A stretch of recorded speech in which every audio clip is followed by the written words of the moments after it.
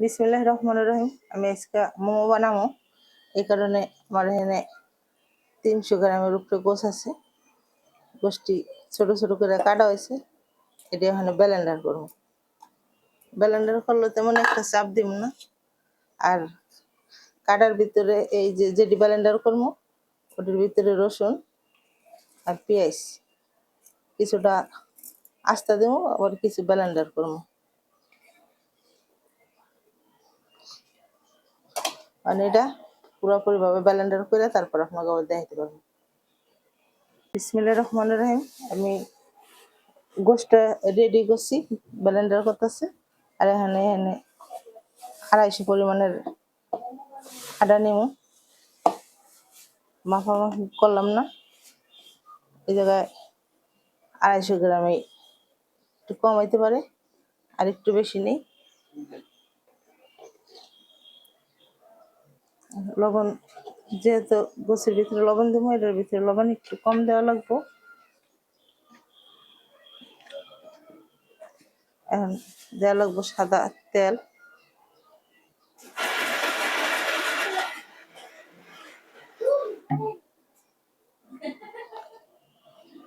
তেল দিয়া তেলটা আস্তে আস্তে গুঁড়ি লেগে সব মিলাইতে হবে।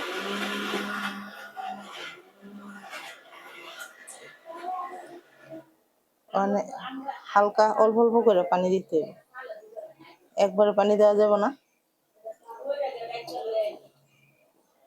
কারণ একবারে নরমও করা যাবে না, একবারে শক্ত করা যাবে না। এভাবে পুরো আটাটা ছানা নিতে হবে। এবং ছানা হয়ে গেছে, একবারও নরম না আর একবারও শক্ত না, এভাবে ছানতে হইব। ওখানে এটা আধা ঘন্টা নিয়ে গিয়ে রেস্টে রেখে দেবো। আলহামদুলিল্লাহ, এই যে দেখেন আমি যে ব্লেন্ডার করে নিছি, একবারও মিহিন না আবার একবারও বড় বড় না, এই যেমন হয়েছে। এখন পেঁয়াজ মরিচটা এটার ভিতরে নিব, নিয়ে আগে একটু ওটি যেহেতু ব্লেন্ডার করা, এটি একটু লবণ দিয়ে আগে ছাইনে নেব। লবণ দিয়ে দিলাম অল্পই, লবণ দিয়ে যদি ছাইনে না নিতাম। এখন আমার ওই মাখাই নিয়ে গেছে। এখন গোষ্ঠী এটার ভিতরে সব দিয়ে দেবো। মুখের ভিতরেই 1 মুঠা ভিনেগার আর লবণ দিয়ে তৈরি ছানছি। তেল দিয়ে দিলাম। অনেকে চিনিও দেয়, এটা অপশনাল, আপনারা চাইলে দিতে পারেন, না চাইলে নাই। আর আমার এটার ভিতরে এলো আপনি যে অনেক রকমের মশলা গুঁড়া করা আছে, ওটি দিয়ে দিলাম।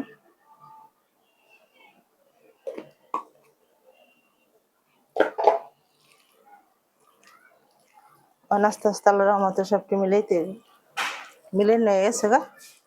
এটারে কিছু সময় লিগা ডেকে রাখি। এই যে দেখেন আমি যে ওই ছোট ছোট করে লেচি কাইটে না, আমি ওইভাবে নিম না, আমি একটা রুটি বড় করে বেললা তারপরে কাইটে কাইটে নিম। এখন একটু এটার ভিতরে আটা ভরাই নেই, তারপরে আপনাকে বানাইয়া।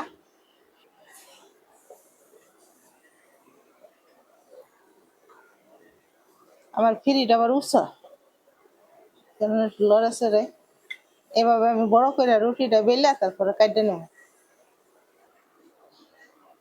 এই যে এভাবে রুটিটা এমন থাকলে হইব। আমি ওখানে কাটবো, কাটারও নিচে একটা প্লাস্টিকের বাটি, কি করবো আর।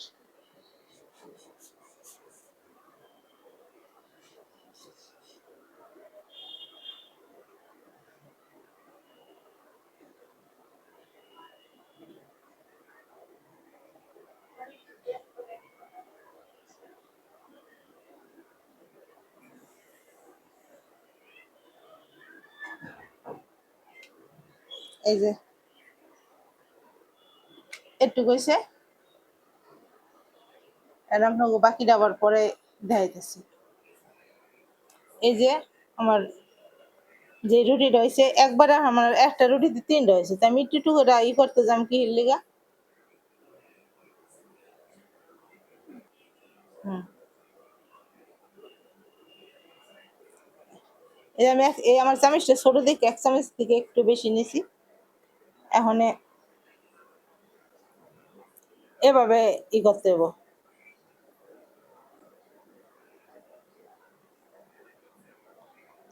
দেয়াতেই লাগবো। এক একজনে এখন আমি এটা রাতের উপরে নেব। এই যেমন করে ঘুরাইলেই আমার এটা ডিজাইন হয়ে যাব। তারপর ওই যে এমনি একটু গজ করে দিলে চলো, এটা আর কি উপর মিশে ফুলে থাকে না, ওটা কামড় দিলে মনে করেন মজা লাগে না। এভাবে থাকলে, এটার ভিতরে থাকলে কামড় দিলে মজা লাগবো। বিসমিল্লাহির রহমানির রহিম। এই যে রাখলাম।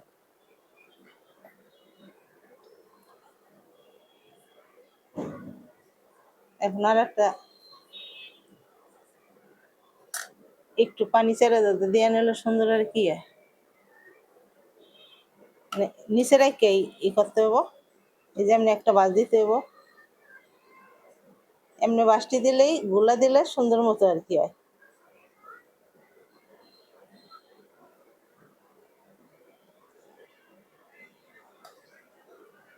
সবটি বাস যেহেতু না, তখন এই যে এভাবে মসুর দিতে হইব। এভাবে মসুর দিয়া এটার এই যে এভাবে ঢুকাই দিলে হইব। এই যে দেখেন আল্লাহর রহমতে অনেক সুন্দর হয়েছে, একটা ফুলের মতো আর কি হয়েছে।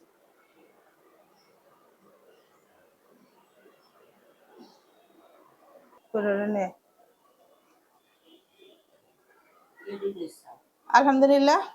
এই যে দেখেন মোমো পোলাপানে সবাই মিল্লা বানাইতেছে, যাওয়াইতেছি, আল্লাহ দরবার লাখ কোটি বার শুকরিয়া। এখন আমার তো আর ওই এই রাইস কুকারও নাইকা, আর ওই যে মোমো বানার অনেকা রুটি বানাই না জালি, আর আমি নিচে দিয়ে দিছি একটা টেনা। কারণ তেলে যদি গরম হয় তাহলে আমার এই জালিটা লড়াচড়া করবো না। এখন এটার উপরে একটু তেল দিয়ে দিতে হইব।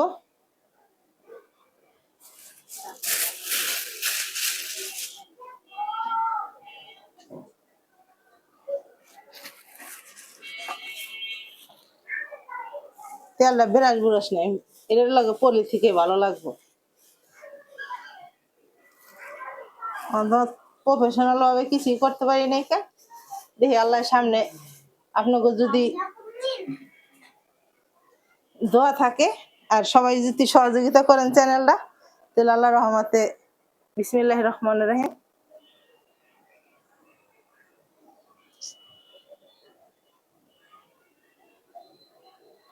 এটা আবার ছড়াই না আছে, এই কারণে আবার দিছি। জালি তো মাসাল্লাহ অনেক ভালো সিদ্ধ হয়।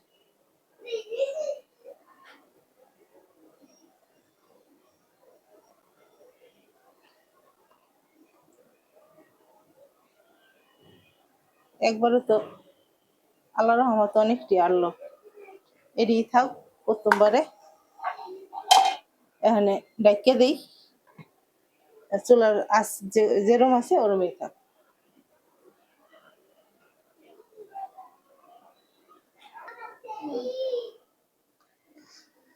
বিসমিল্লাহির রহমানির রহিম। আলহামদুলিল্লাহ। দেখেন আমার মোমোর অবস্থা, ঘেরানো মাসাল্লাহ সুন্দরই বেরিয়েছে। এখন গরিবের মোমো বানাই না, যন্ত্রপাতি যা আছে এই আল্লাহর কাছে শুক্রিয়া। কিন্তু বাপড়তেছে আমার, এভাবে ধরলে এমনি উঠে যেতেছে গা, লাগে নাই আল্লাহর রহমতে। আমি এটার ভিতরে এভাবে নিলাম, নিচে কাপড়ের রং।